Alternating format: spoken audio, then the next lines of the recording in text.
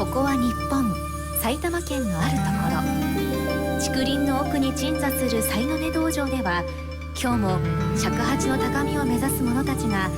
厳しい修行に明け暮れています。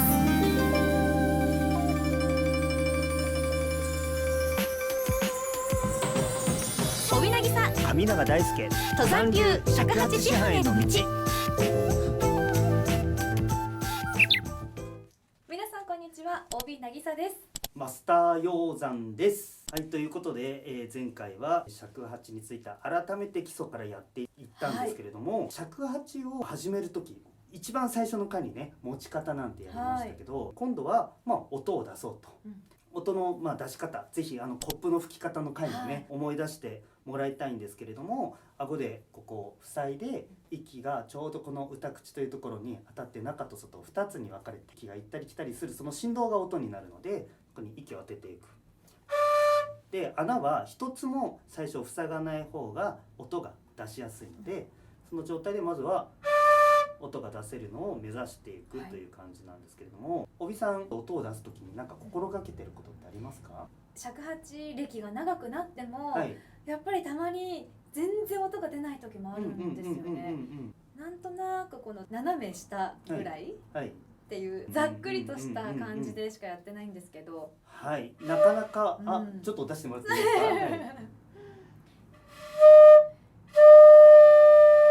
か？はい、でもね、なんとなくこの辺かなっていう。もういつでも音は出せるわけじゃないですか。でもそういう意味ではね、むしろ先輩なんで教えてもらいたいなっていう難しいです、感じですけれど、人によって口の形も違うし、顎の形、大きさも違うし、あとはその人によって生きてきた中での表情の作り方、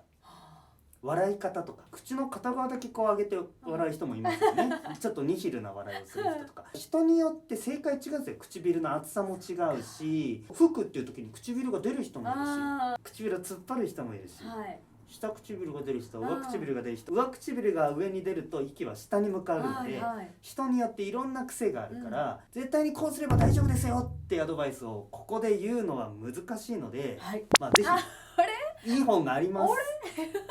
尺八を始める本っていうね、宣伝ですか？はい、また宣伝です。上永大輔さんっていうね、はい、こちらの坊主の方が書いてるとてもいい本があるんで、音の出し方なんかはちょっとこの本とかを見てもらえればいいと思うんですけれど、ただね、難しいのは知識で分かっているのと、実際に自分が体で覚えてできるかどうかってまた別なんですよね。そのためにちょっと必要なこちらの心得で今回は行きたいと思います。どうぞ。己を客観視せよ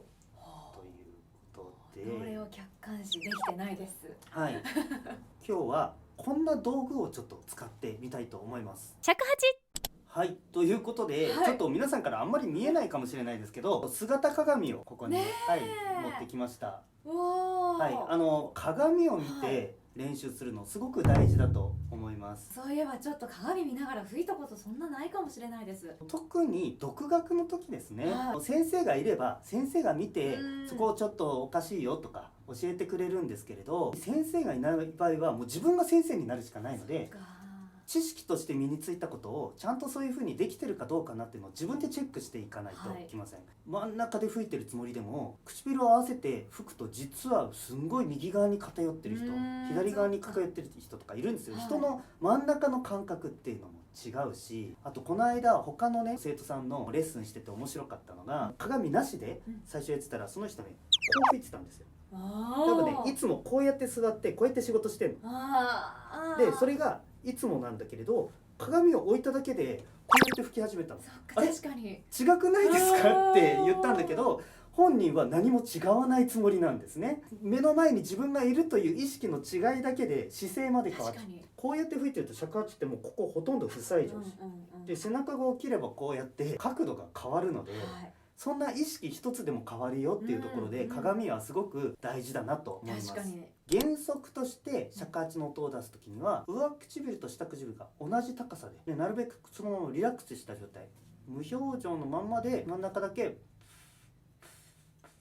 息が漏れ出るというような感覚で吹いてみるといいので、ちょっと鏡を見て吹いてみましょうか。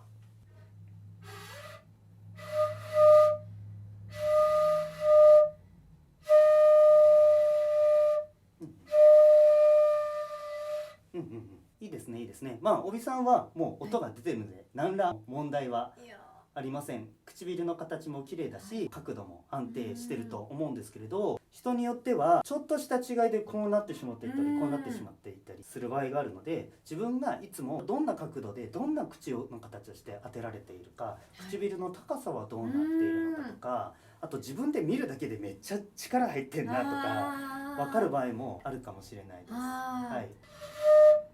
でも鏡を見て、いい音が出た時にこの角度だったらいいんだなっていう風にね、自分で確認できるっていうのがいいですよね。そうですね、ついつい背中が曲がっちゃう人とかは、今自分が猫背になっていないかどうかとか、猫背でもちろん吹くこともできるんですけれども、ただやっぱり吹き方っていうのは一つに固定した方がいいですね。体を隅々までやがては使っていきたいので、ちゃんとしている状態っていうのを保てるといいのかなと思います。はい。尺八。鏡を見ながら吹くっていうの大事なんですね。そうですね。自分の息の方向がどっちに向かっているか、楽器との関係がどうなっているかっていうことを客観視できるのでいいなと思います。鏡の自分を見ながら、でもこう楽譜も見たいしとかいろいろ大変ですね。見るところがいっぱいありそう。なるほどね。はい。まあ鏡に楽譜貼ってもいいかもしれないですね。なるほど。まあ下に貼ると手元見えなくなっちゃったり、まあ上に貼ると目が見えないとかいろいろあるかもしれないですけども、まあどっか楽譜を貼って口元をまずチェックするとか、手を見たいときは手をチェックするとかするといいかなと思います。はい。尺八。今日のおさらいということで、今日はカゴメカゴメを吹いてもらおうかなと思います。この曲ですね、基本の低い音からロツレチの4種類の音だけで吹けるので、まあ、初心者の方もチャレンジしやすい曲かなと思います。まあ最初はね、全部の穴を開けた状態から順番に穴を8、0、ロと塞いで、低い音になればなるほど出しにくくなるんですけれども、できるだけ楽器全体を響かせるようなつもりで吹いてみるといいんじゃないかなと思います。おびちゃんには鏡を見てカゴメカゴメやってもらおうと思います。尺八。はい、楽譜も鏡に貼らせていただきました。はい、それでは、貴重なおびちゃんの横顔です。カゴメカゴメどうぞ。はい。確かに今音がかすれたなと思って口見たらちょっと違いましたもんね。あ、そうですか。やっぱり先生どこにいるんですか。いやね、やっぱり鏡大事ですね。